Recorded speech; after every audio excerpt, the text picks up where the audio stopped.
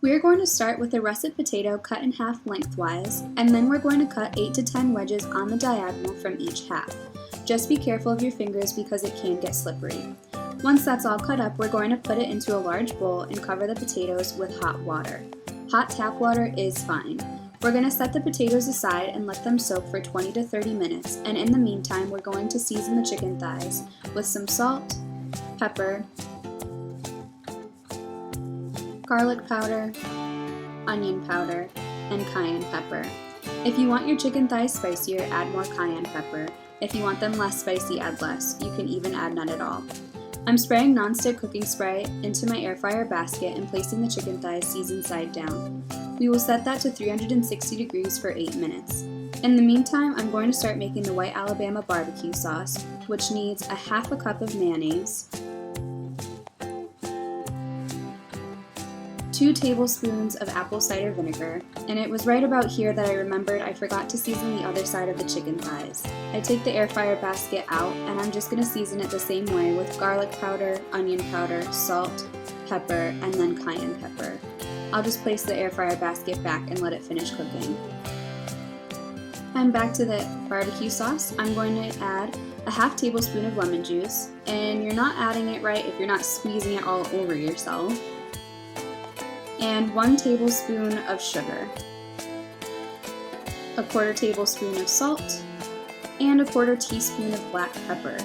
We'll sprinkle in some cayenne pepper and mix it together with a fork to try and get all the clumps smoothed out, and then give it a taste.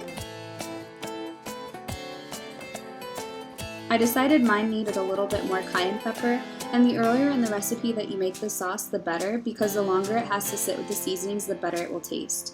We'll set that aside in the fridge.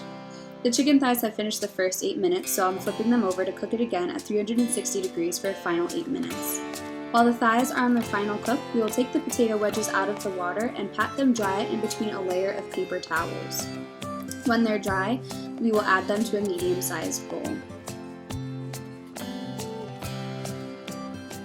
I'm drizzling about 1.5 tablespoons of olive oil to the potatoes, and I'm mixing them up using my hands.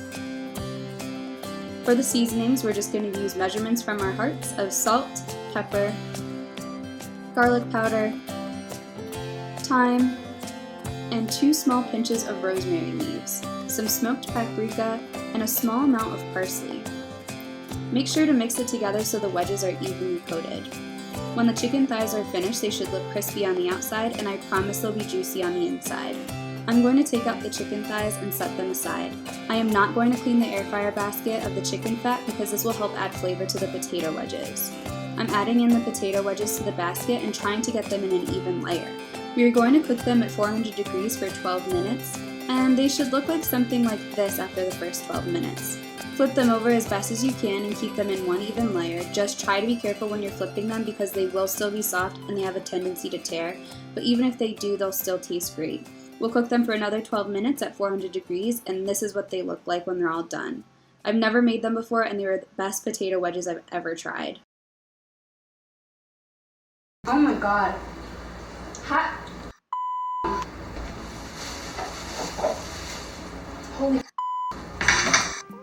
Based on the reaction for the potato wedges, it probably shouldn't be a surprise that we ran out of potato wedges for the final product reveal. So instead, I had to remake the chicken thighs because we also ran out of those yesterday, and I will make a new sandwich to show you guys what it should look like. I'm just going to take some chicken thigh out of the air fryer and place it on a lightly toasted bun. And if you have cheese, you could add Swiss cheese to it too. I think that would taste good. I'm going to drizzle the sauce on top of it. I like to use a lot, but you can use however much you like. And then me and my Nana made homemade pickled cucumbers, and I'm going to add that on top as well. This recipe came out really, really tasty, and I highly recommend it.